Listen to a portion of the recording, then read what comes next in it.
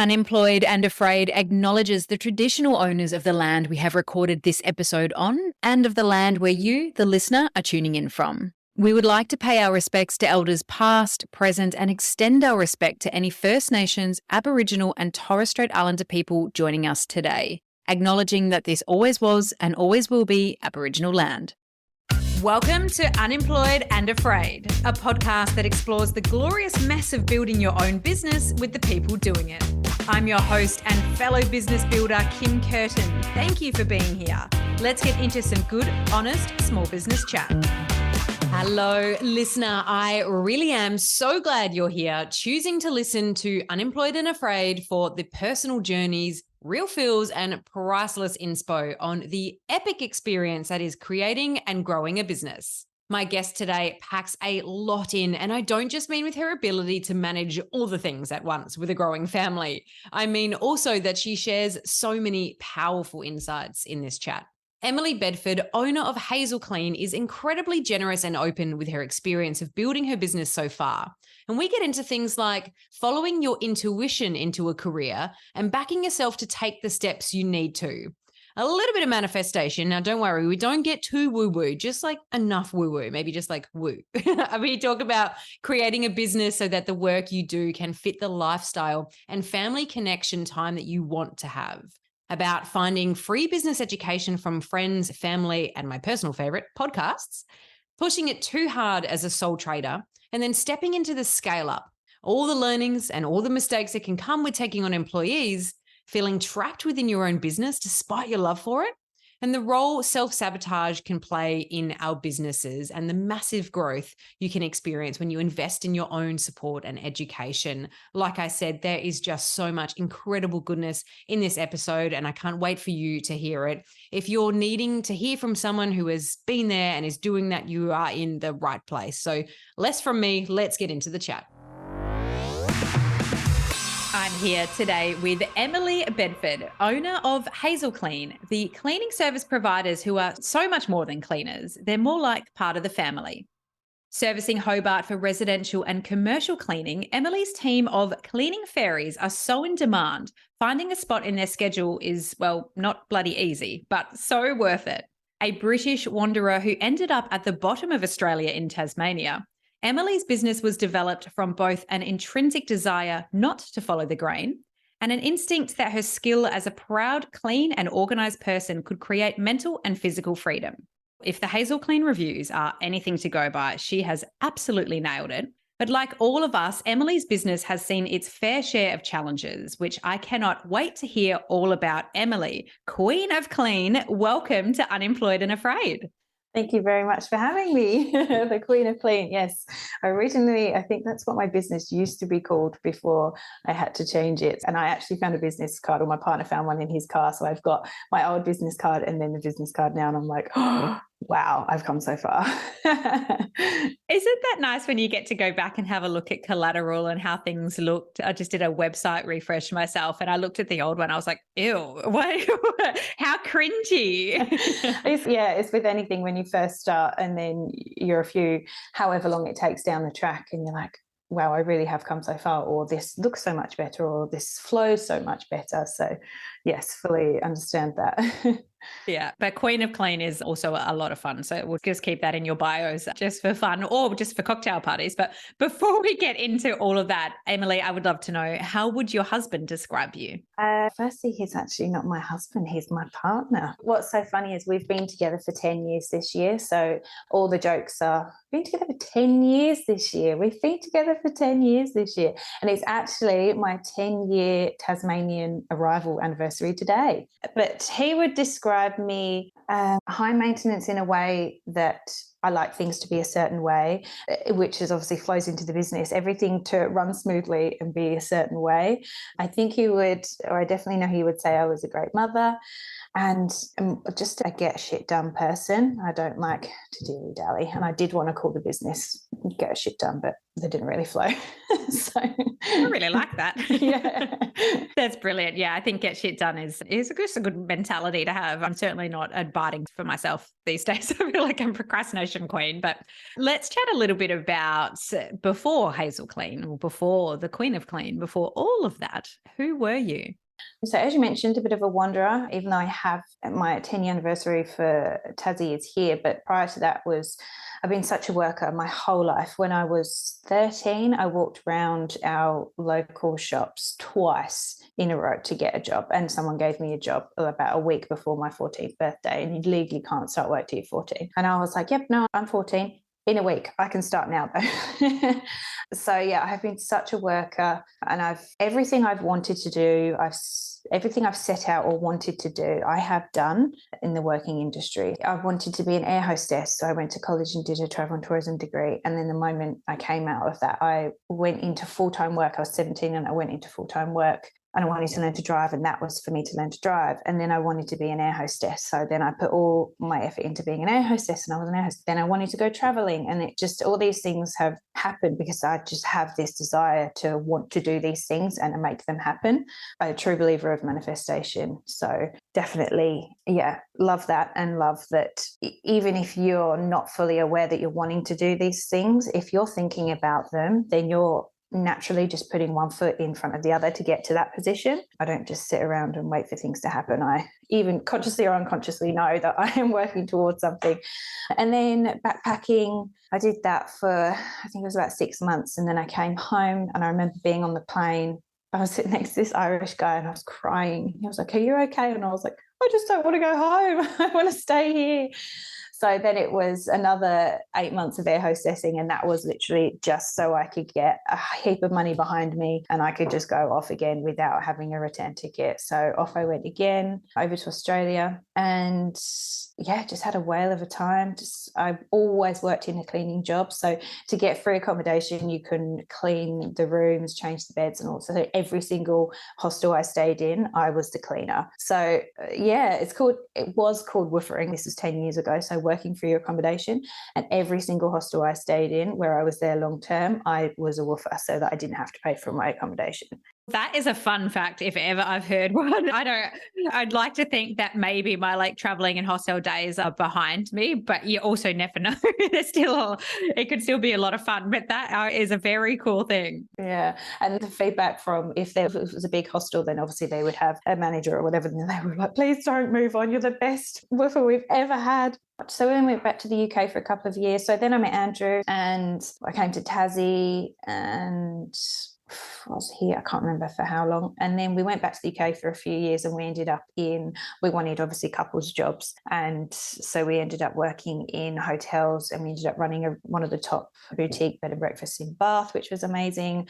Andrew's an amazing chef, like cook. So he was like, the breakfast was incredible. And then we had me as the cleaner, and the reviews were just outstanding. Yeah, just always, naturally had that within me. And just, I'm so organized. So anything where I have to take control of something then becomes a very organized process. So I really thrive in an administration job. I hate them, but I really thrive in them because I'm so organized. And then what after that? And then I wanted to become a personal trainer. So we came back to Tasmania, had my visa, which when Andrew listens to this, he always laughs. He says that's more than a marriage because the visa was so expensive. Yeah, very expensive, even more so now. So this was 6 years ago, and I think it's even more than what it is now, which is insane. So then I wanted to become a personal trainer. I did that. Love fitness. It's always been part of my life. I've always been a runner, not so much in the last 4 years. It's been my childbearing years, so I haven't followed that path as much as I love to, but it's definitely something that is really good for my mental health and just keeps my soul going. And then, so that got me to personal training, which then got me to my first child, Penelope. And then it goes into Hazelclean after that. Wow. I really like that you touch on that element of feeling like you want to do something and then just going for it, regardless of if it fits any sort of path or expectation, if it makes sense, if anything, just I've got a bit of a desire to go for something. Let me just figure out how to get there. You mentioned manifestation, which is a bit of a trigger for me because a big fan of, if anyone listening is a big fan of this, please slide into my DM so we can have a conversation about it. But To Be Magnetic, the core structure, and a wonderful podcast called Expanded that supports that community. And it's all about neural manifestation. So taking it out of the woo and putting it a little bit into the science and how you can create what it is that you want to create, how you can attract things into your life that help you get to where you want to go through action, through hard work, and through really focusing on yourself.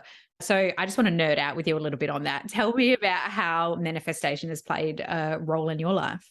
I think up until recently, I didn't know it was manifestation. So about a year ago, I did a business course and I also did a personal development course, which really solidified all of these things that I've always thought about myself.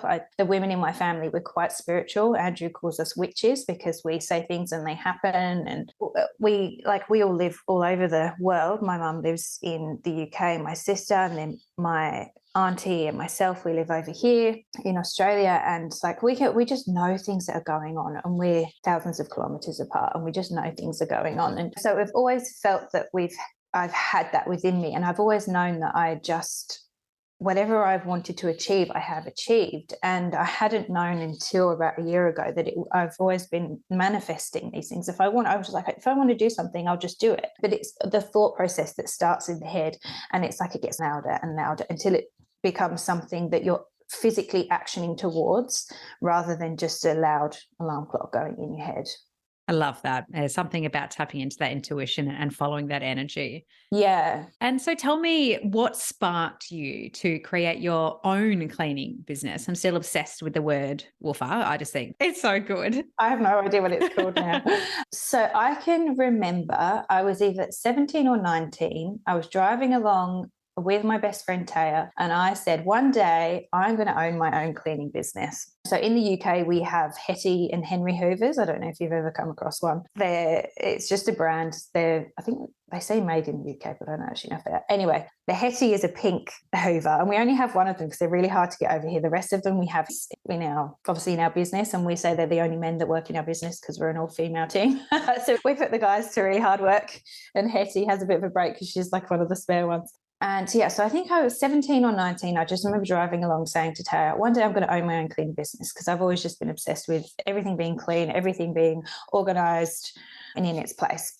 Basically, like I'll walk into somewhere and I'll be like, oh no, it's not clean enough. And it's never been checked to see if I have OCD or anything like that, because I might be, I don't know. And then when we came back to Australia and I wanted to be a PT, the hours are early morning, late nights. So you've got this chunk in the day where you're not earning any money. Yes, you can be working towards more in the industry, but I soon learned that it's very hard here in Tassie to really make anything of yourself in the industry, let alone get full-time work. So I was like, what do I love doing? I love cleaning.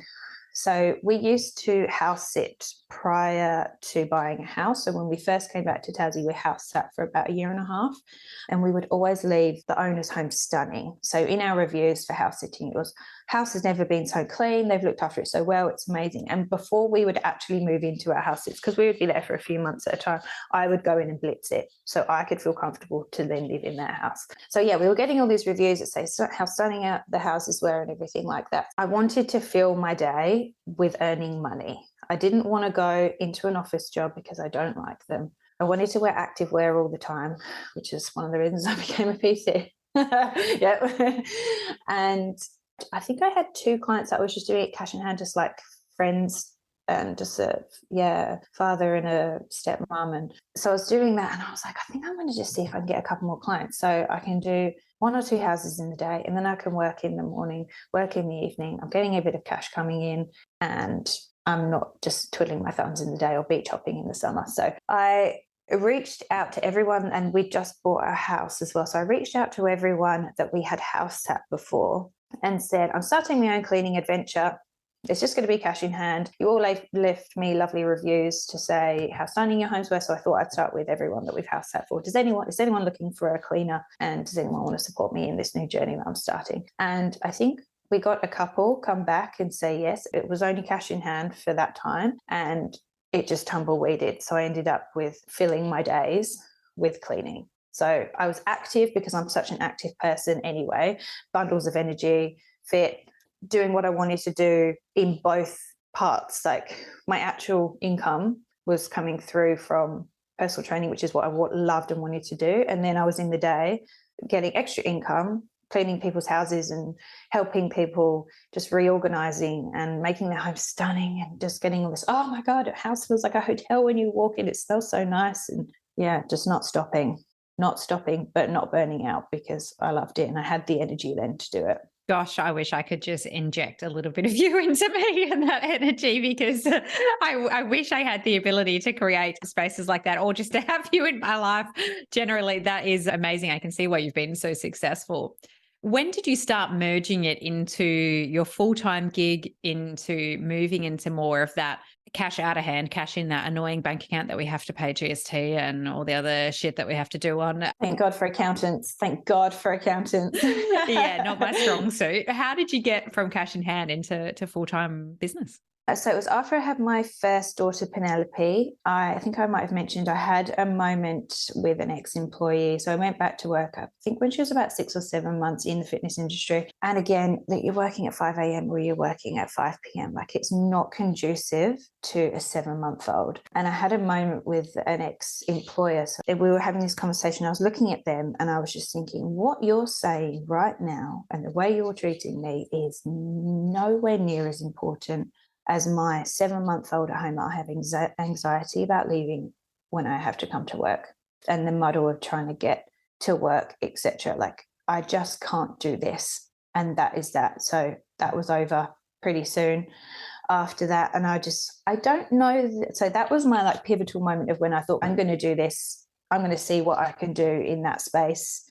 But I can't remember my conversation with Andrew, but it would have gone something like, I can't work for this person anymore and I don't want to be in this industry.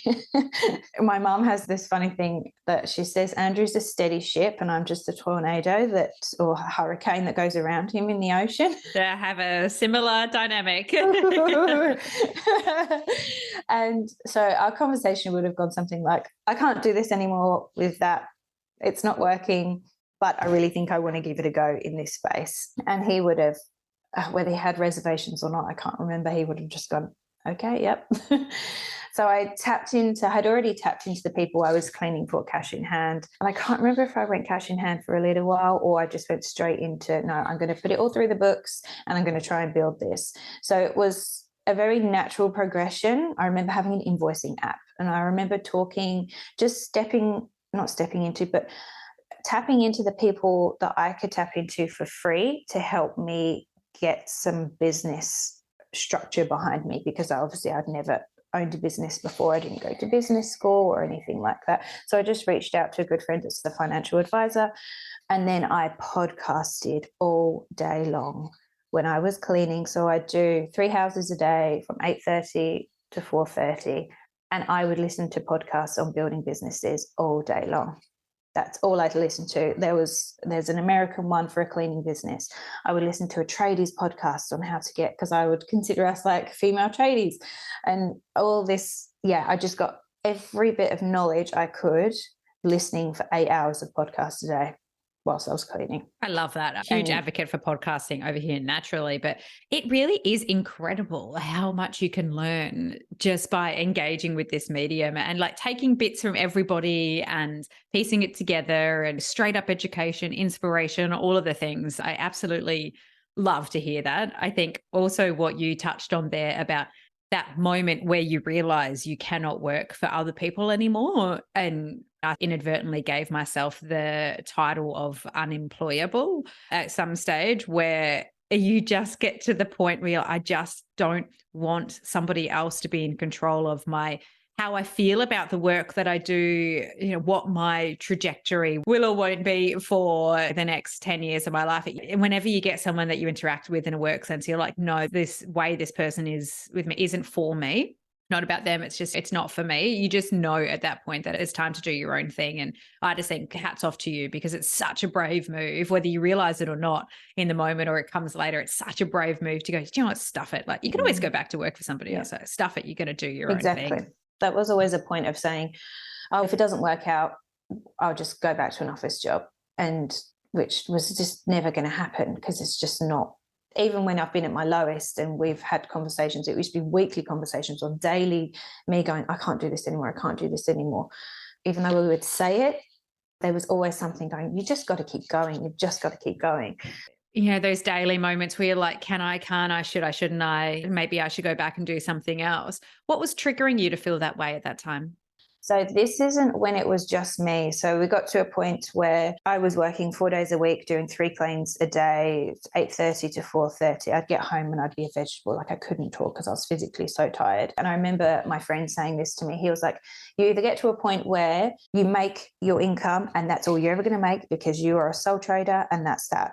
You can't take on any more. And sometimes I'd go out and do night cleans and stuff. So I was really pushing it. And I had a baby at home. So I was breastfeeding and I was really pushing it. So then it was like, I think I need to hire someone, because I had in my mind that by the time I wanted my second child, I would have someone who was just taking over my cleans. But really what happened is I employed someone and we just kept growing. So instead of having someone taking over my cleans, I was just doubling cleans. I was obviously training that person within an inch of their life. Then we'd add another person on, and then it just kept tumbleweeding into having more and more employees. The moments where I would say I can't do this anymore would be the pressure that was on me as a business of hiring staff and dealing with complaints that would come in because staff weren't hitting the mark or whatever, and what I had built, the foundation of what I had built had not been followed. And then we get complaints that used to just kill me. And those are the days when I used to say I can't do this anymore. But that all turned around, and I'll come back to that. That all turned around when I invested in myself on a personal and business level over a year ago, because we're only going into the third year of employing. So technically we're in 2 years of employing, but we're going into our third one in August this year. What was the thing that changed for you? Because I do hear this quite a lot from the incredible small business owners that I get to talk to, that biggest challenge is letting go of your baby a little bit and having other people come on, having responsibility for other people, but also then being responsible for the work of the other people. What was the turning point for you there? Because it does just sound like such a scary experience to go through. It was when I either had a mental breakdown or I was at burnout. I don't know the full ins and outs of where I was about, but when I was pregnant with my second, Florence, I mentally really struggled, and I've never had, prior to having children, have never had any mental health issues. So I think I probably did have a bit of postnatal with Penelope because it went into COVID, and I hadn't seen my family for 3 years. Like that was really tough, and no one could come and visit. But then when I was pregnant with Florence, I had a team, and I'll talk about them as the old team. So we have the old team and the new team. The old team were the first people I ever employed, and I wasn't aligned with myself and my business and where I wanted to be. So I wasn't attracting the right people. And so suffering quite mentally, probably burnt out from the business, still cleaning, heavily pregnant, trying to want to help these people that I've employed to come to work to better their lives and everything like that. And I'm just pushing shit up a hill every single day with a team that, yes, they may have my best interests at heart and they do care about their jobs and their clients and everything like that, but they have what they have going on in their lives was constantly being drawn into the business. And we have this saying, if you're having a bad day, bad week, bad month, you leave it in the car and then you go into that client's house and you put a big smile on your face. They don't need to know what's going on in your life. We are coming into their safe space and we've got to hold that when we're in there. And that wasn't happening. And it was just filtering through, and the business and the team just felt like it was rotting because I was trying to help them on a personal and work life. And I was going against everything internally, and I wasn't putting myself, my family, or my business first. I was putting all of them first. And I was making bad decisions. I was making bad decisions on how I communicated with them. I was making bad decisions on what I was letting happen, or just going against my internal grain of providing a quality, high-end, communicative business with integrity. I had just gone against it all because I was just trying to get the cleans done, and I was just trying to get the team to work because I wanted them to have income. So so that was all happening at the beginning of last year, so 2022. And then COVID hit us really bad as well in Tassie, because obviously we'd had all our borders shut and they'd opened them over Christmas. And then COVID hit us really bad here. And I just, was pushing shit up a hill every single day. And Well, so we'd have these daily conversations, can't carry on, can't do it, can't do it. But then I just felt so trapped. I felt, oh God, I've got all these clients, like I feel really trapped. I've got X amount of people that I provide income for, let alone struggling to put food on the table ourselves, because I didn't have us in the big picture, or I didn't have us and not taking a wage, everything like that. Yeah, so then I had an opportunity. I came across a Kerwin Ray. Do you know Kerwin Ray? Yes, I found, for the most random of reasons. I remember when I was having a freak out a while ago and I was like, I can't do this financially anymore. I need to get a full-time job. This is, I don't know, maybe 18 months ago or something. And a job came up working with him. And I think that's why that's why as soon as he said that, I'm like, I know that. I never went for it. I got my shit together and I was like, no, stay the course, look at other options. But yes, but please do, for the listener, if they haven't heard, tell us a little bit about him. Yeah, so he's a business coach / life coach probably as well. Like he's a bit of everything, but mainly to do with business, and he's got 10x. All these different ways you can level up your business. And he did a free course for a day or two or whatever. So I just sat there and listened away, and everything he was saying was just aligning with how I felt. And what I was doing, I was just stuck in my business. I would always say to my partner, I just don't have time to do anything to work on my business because I'm stuck in my business. And I know that is such a normal thing for a small business when you're at that like stage where you need to up level yourself so that you can up level your business. But I was just stuck down here in not the right position with the team, with myself, etc. So yeah, I did this, I think it was a 3-day course. Andrew would send me all these things all the time, but I'm like, I'm too busy. But he'd be on social and be like, oh, I agree with that, I'll send it to her and whatever. But yeah, I had a financial opportunity to invest, and I'll talk about why I had that financial opportunity in a minute. So we'll come back to that. Invest in doing this 3-day intensive 12-hour a day course. So I just sat, Floss would have been a baby, Penelope, so they would both go to nursery, and then for 3 days, like I just sat here and I was so pumped. It was so amazing. It was called NISI, which now I can't even remember what that stands for. But yeah, it was incredible. And it was just a bunch of like-minded business owners, from small business to startups to million-dollar businesses. And it was just so many tools to use and so many personal things, because small business is personal when you create something from nothing and you do it all yourself. So I kept saying, I never went to business school. I don't know what I'm doing. So I just stopped saying that, because that was like an excuse as to why I was getting things wrong. So then I did this course with Kerwin, and it was just so epic. I sat here for 12 hours for 3 days in a row, and just like I was knackered, and then we'd have homework to do, so I wouldn't go to bed till 1 o'clock, and it was just, and then kids and life and business still running, and yeah, that was amazing. And then I had another opportunity, and it was where I was still in that transitional phase, and the Kerwin Ray people called it, like grit is when you work really hard and you just keep going. They called it something like recovery grit, which is when you actually have to say, no team, you get on with it and leave me alone so I can sit here and do this. And so I was still in that kind of recovery grit phase where nothing had changed externally, but things were starting to change internally for me to be able to go, I really needed to make some steps and changes here. So then I ended up it was like a real serendipitous moment. My mum was leaving, so she'd been here for 3 weeks. My auntie had come over from New South Wales. I was really emotional. I was really run down. The daily churn of dealing with stuff and just trying to get them out on the road to get the cleans done and do a good job. And this personal coach reached out to me, who lives in Tassie, and she said, look, we're running this course. Someone's dropped out. Do you want to come and join us for 3 hours on Sunday? And then so I went to that as well. And I was just like, oh my God, my life has changed already. My life has changed already. Just by 3 hours, I have learned so much from the personal development course, which lots of people think the woo-woo side, but there was so much science behind it. And I just loved that. And I like to know the facts and the figures. Yes, I have a website, but I like to know the science behind it.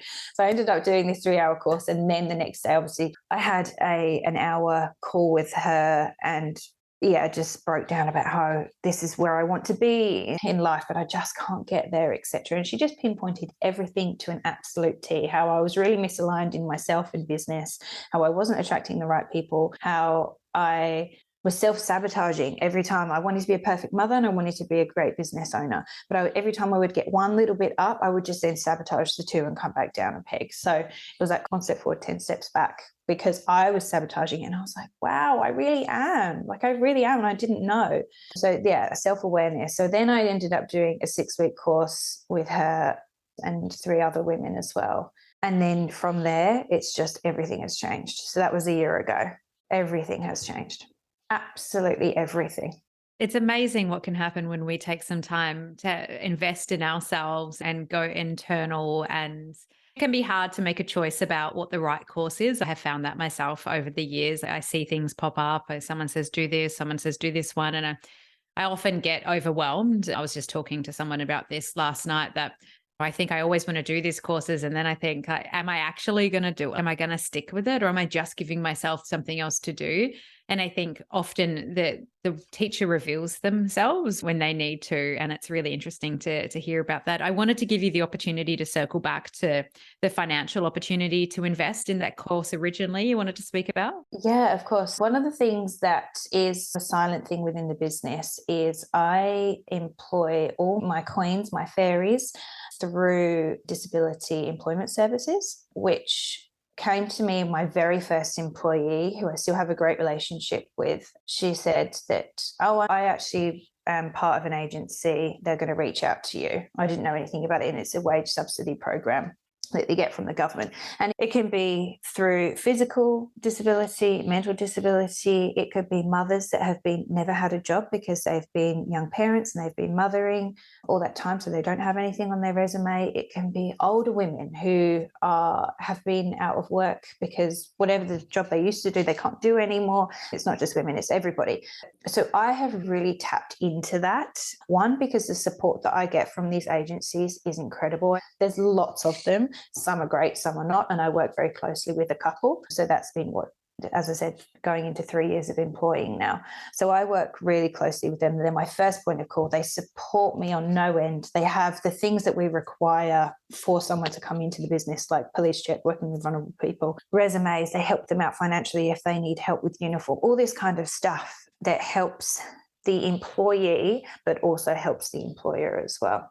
So if you give, so some people know what a wage subsidy, if you are able to have them in, say they have benchmarks, so if they've got 15-hour benchmark, if they work 15 hours a week for X amount of weeks, you then get a certain amount of money. And it basically, what we use that for is all the training that we put in, all the extra hours that we're putting in at the beginning, we then get reimbursed in the future. So I had a couple come through there, and then that's where a bit of money came in. And I was like, I'm actually going to, instead of me just putting the money back into the business because we need to, because it's all bootstrap. Like I started the business with the profit that I'd made when it was just me.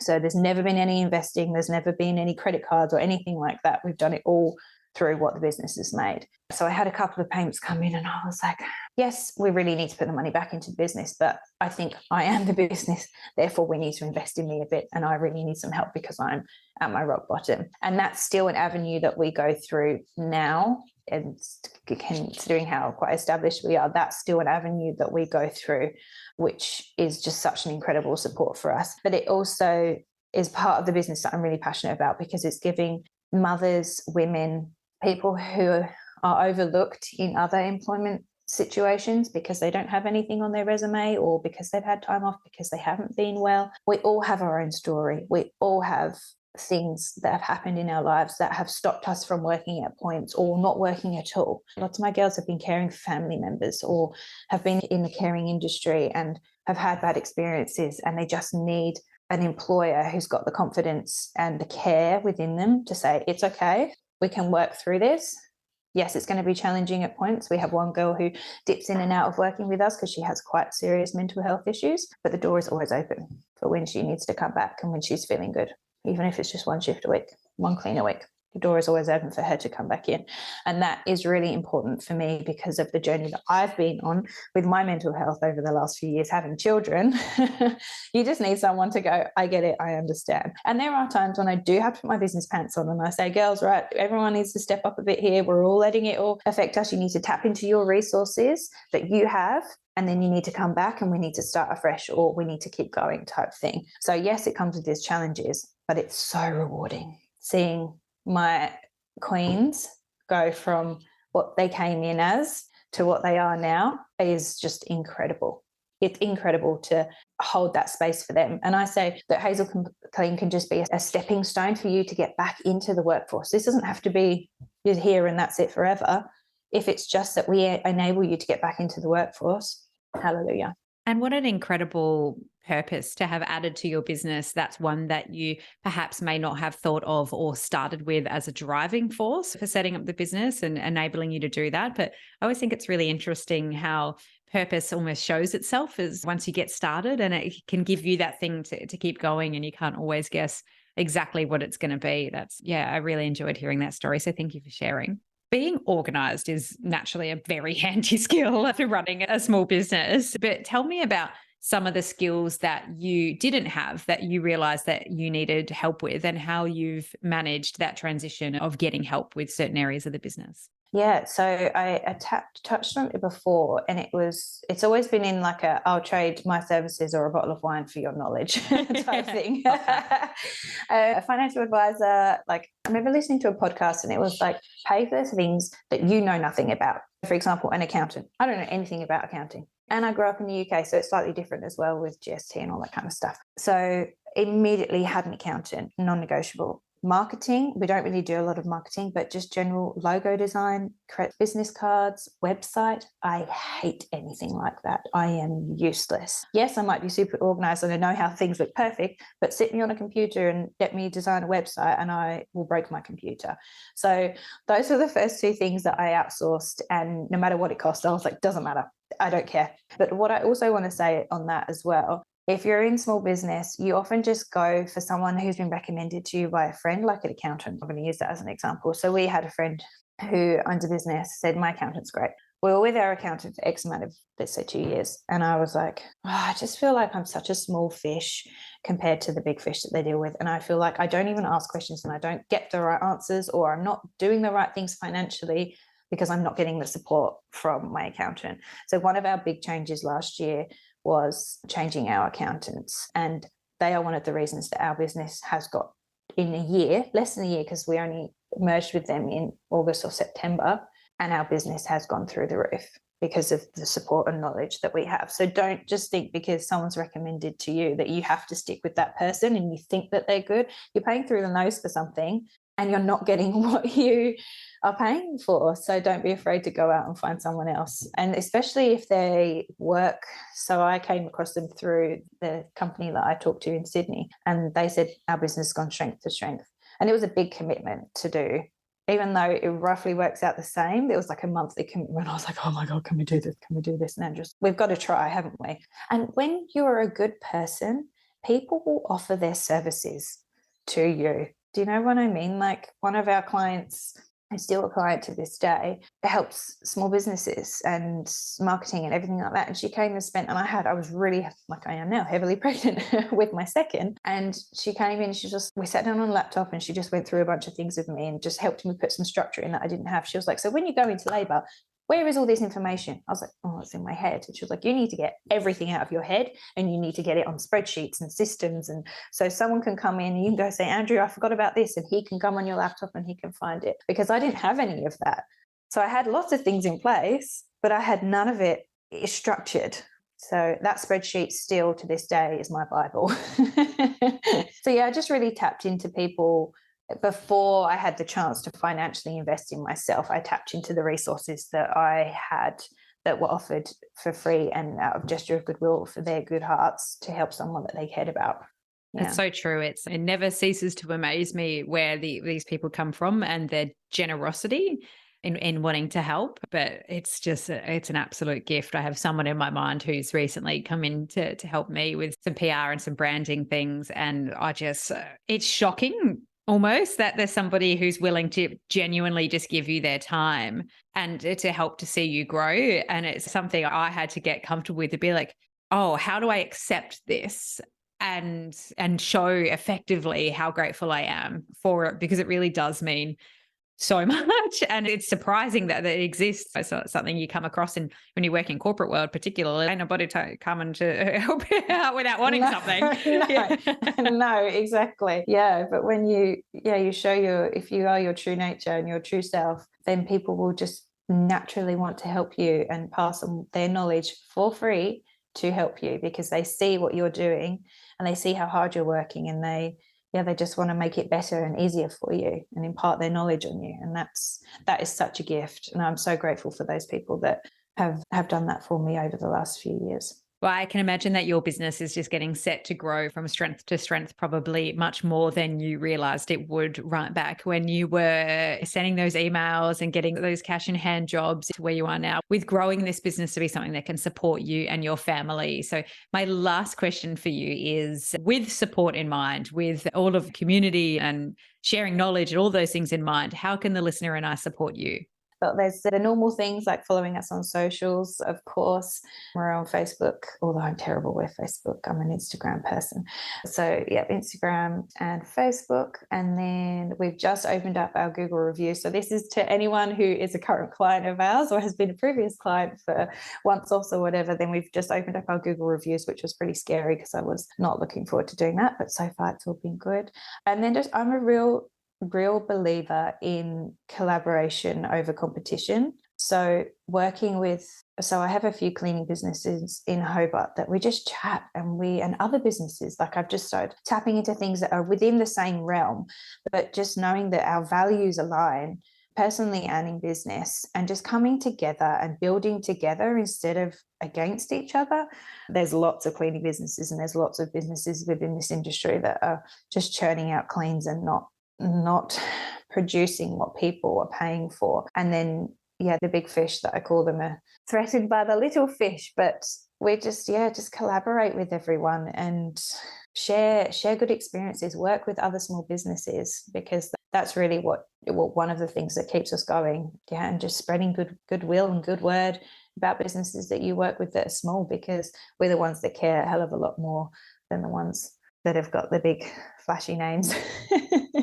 Absolutely. That small business community, we absolutely love it. And I'm so here for it. I completely agree that the value of that small business community and helping each other and being willing to open the door on questioning and asking questions of others. It's what this pod exists for, this community exists for. It's what I exist for, is like, how can we just bring everyone together so we can all be our best selves and just keep pushing and keep growing, and recognizing when we need help or we're feeling frustrated by something or threatened by something, and banding together. So I love that. I'm going to make sure naturally to have the links to all of your socials in the show notes. And I hope that you've enjoyed this process today, because I have so enjoyed hearing your story and hearing about your journey. And thank you for being part of the podcast and for chatting with me today. Oh, thank you so much for having me. It was a pleasure. Loved it. One quick thing. If you're hearing this, you've listened all the way through. Hopefully that means you really like this podcast, because it's pretty generous to give up 40 odd minutes of your time for it.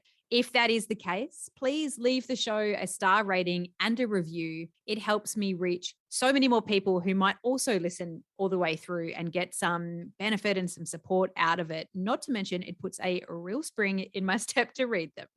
Thank you for listening to Unemployed and Afraid, the podcast for small business builders with your host, me, Kim Curtin. If you love it, you can say thanks with a star rating and a review. And of course, join the community on Instagram, TikTok, Facebook, and LinkedIn. Find us at Unemployed and Afraid wherever you're hanging out, and I'll see you there.